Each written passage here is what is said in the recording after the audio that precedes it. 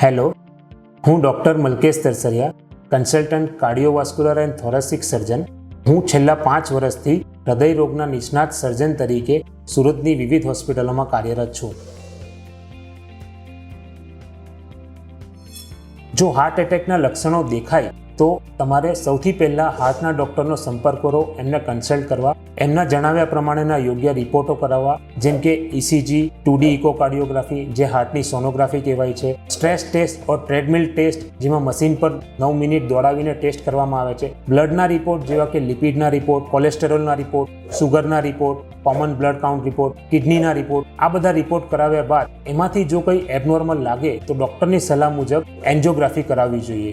Angiography એવી વસ્તુ છે કે જેમાંથી આપણને ખબર પડશે કે હૃદયમાં આપણે જે કોરોનરી આર્ટરીઝ જે બતાવી, ડાબી બાજુની મુખ્ય નસ, પાછળની નસ, જમણી બાજુની નસ, લેફ્ટ સાઈડની નસ, એમાંથી કઈ નસમાં બ્લોકેજ છે, કેટલું બ્લોકેજ છે અને એના માટે આગળ શું કરવું એનો આપણને આઈડિયા આવશે.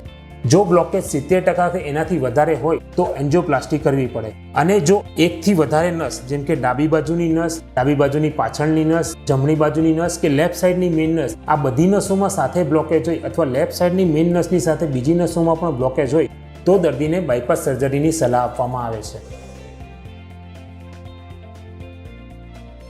તો બાયપાસ સર્જરીમાં જ્યારે હૃદયની કોરોનરી આર્ટરીઝ જેમ કે લેફ્ટ મેઇન કોરોનરી આર્ટરી એની સાથે બીજી બધી આર્ટરીઓમાં બ્લોકેજ હોય અથવા તો ત્રણેય નસોમાં બ્લોકેજ હોય ત્યારે બાયપાસ સર્જરીની સલાહ આપવામાં આવે છે. બાયપાસ સર્જરીમાં દર્દીના શરીરમાંથી નસ કાઢીને બ્લોકેજની આગળ એ નસને જોડવામાં આવે છે, જેને કારણે બ્લોકેજ થવાને કારણે દર્દીના હૃદયના સ્નાયુને જે અપૂરતા પ્રમાણમાં લોહી મળતું હતું એ બાયપાસ કર્યા પછી પૂરતા પ્રમાણમાં મળી શકે છે અને જેની સાથે હૃદયની કાર્ય કરવાની ક્ષમતા ઇમ્પ્રૂવ થઈ શકે છે અને હાર્ટ એટેકનું જોખમ ઘટી શકે છે. જો દર્દીને બાયપાસ સર્જરીની સલાહ આપવામાં આવે છે તો દર્દીને હોસ્પિટલમાં દાખલ કરીને બાયપાસ સર્જરી રિલેટેડ જરૂરી રિપોર્ટ કરાવ્યા બાદ એમનું બાયપાસ સર્જરી પ્લાન કરવામાં આવે છે. બાયપાસ સર્જરીનું ઓપરેશન એવરેજ 3 થી 5 કલાક જેટલું ચાલતું હોય છે. ઓપરેશન બાદ દર્દીને 3 થી 5 દિવસ સુધી હોસ્પિટલમાં રાખવામાં આવે છે અને ત્યારબાદ 4થા કે 5મા દિવસે દર્દીને રજા કરવામાં આવે છે. હોસ્પિટલમાંથી રજા આપ્યા બાદ ડૉક્ટરની સલાહ પ્રમાણે રેગ્યુલર ફોલોઅપમાં આવવું, ડૉક્ટરે એડવાઇસ કર્યા પ્રમાણે ડાયટ અને એક્સરસાઇઝ રેગ્યુલરલી કરવી અને ડૉક્ટરે પ્રિસ્ક્રાઇબ કરેલી દવાઓ નિયમિતપણે લેવી. જો આ પ્રમાણેનું ડાયટ, એક્સરસાઇઝ અને દવાઓ રેગ્યુલર લેવામાં આવશે તો દર્દીની રિકવરી ફાસ્ટ થઈ શકે છે.